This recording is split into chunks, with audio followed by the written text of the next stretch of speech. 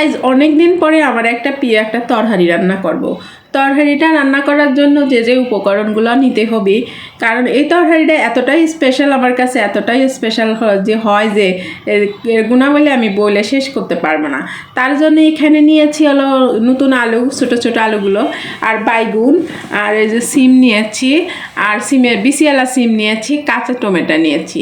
তারপরে এই যে দেখতেছেন এই যে হুটকিগুলো হচ্ছে আমি ভেজে নেব। এটা দিয়ে ভেজে নিলে কি হয়, হুটকির ফ্লেভারটা কিন্তু ভালো আসে আর খাইতে কিন্তু ভাল লাগে। তো হুটকিটা ভাজা হইলে আমি হুটকিটা হচ্ছে কি করব, গরম পানি দিয়ে ভিতরে চুবাই রাখলাম। সেটারে চুবাইছি এই কারণ হুটকির ভিতরে অনেক আঁশ আছে, সেগুলো উঠে যাওয়ার জন্যই। তো থাক কিছুক্ষণ রেস্টে তারা পানির মধ্যে, গরম পানিতে ভিজাইছি যাতে তা হুটকির ঠান্ডা না লাগে। আর ঠান্ডা লাগলে বুঝতেইছেন তো যে এখন তো এমনিতেই ঠান্ডার দিন, পরে অসুস্থ হয়ে যাবে, তাই তাকে আমি গরম পানির মধ্যে ভিজায় রাখলাম।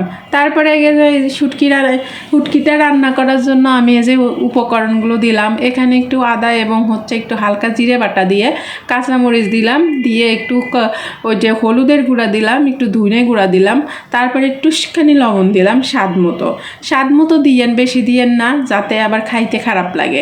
আবার এখানে আবার কি দিছি, তেল একটু কম দিছি। কেন জানেন, হুটকি মাছ যখন আপনি রানবেন সবজি দিয়ে, তখন তেলের পরিমাণ একটু কম দিবেন। কম না হলে না এটা খাইতে ভালো লাগবে না, তার জন্য আমি এটা নিয়ে কম দিয়ে রান্না করতেছি। তারপরে এখানে কি করছি, হুটকিগুলো যে গরম পানির মধ্যে চুবাইয়া রাখছিলাম, সে সুস্থই আছে, অসুস্থ হয় নাই। তারপরে এটাকে উঠাইয়া এখন একটু যে পানি দিয়ে একটু তাকে একটু কষানো করতে হবে, তা না হলে তো এর মধ্যে মশলা যাইব না। হুটকি কিন্তু খাইতে অনেকেই পছন্দ করেন, আবার অনেকেই করেন না, তাই বলে কোনো কিছু করার নাই।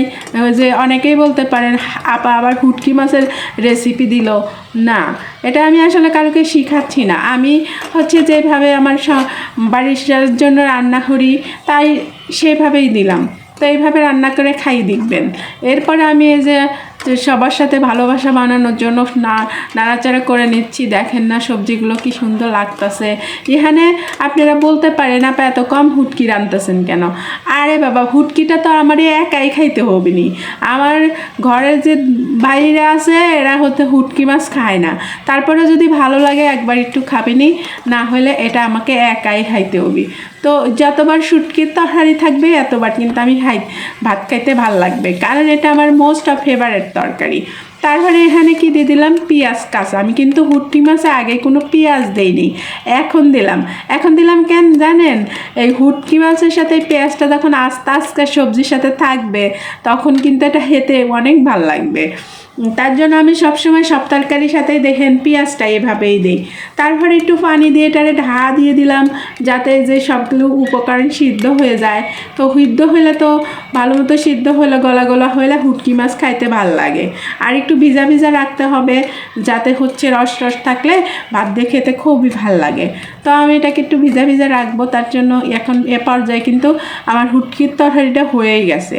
তো এইভাবে পাঁচমিশালি তরকারি দিয়ে যদি হুটকি মাছ রান্না করা যায় খুবই ভালো লাগে। শীতের দিনে তো নানান সবজির দাম কমছে, আসলে বলে সবজির দাম কমছে, আসলে কিন্তু তা না। আমি দেখছি সব সবজি একই দামে, 20 টাকা 40 টাকা নিজে কোনো সবজিই নেই। তারপরে এখানে যে শুক্রবারে এক পাতিল মাংস রান্না করছিলাম, গরুর মাংসটা আমার অনেক ফ্লেভার মানে ভাল লাগে আর কি। তার জন্য যে নতুন আলু দিয়ে রান্না করছিলাম সেটা একটুখানি আছে, এটা খেয়ে নেব।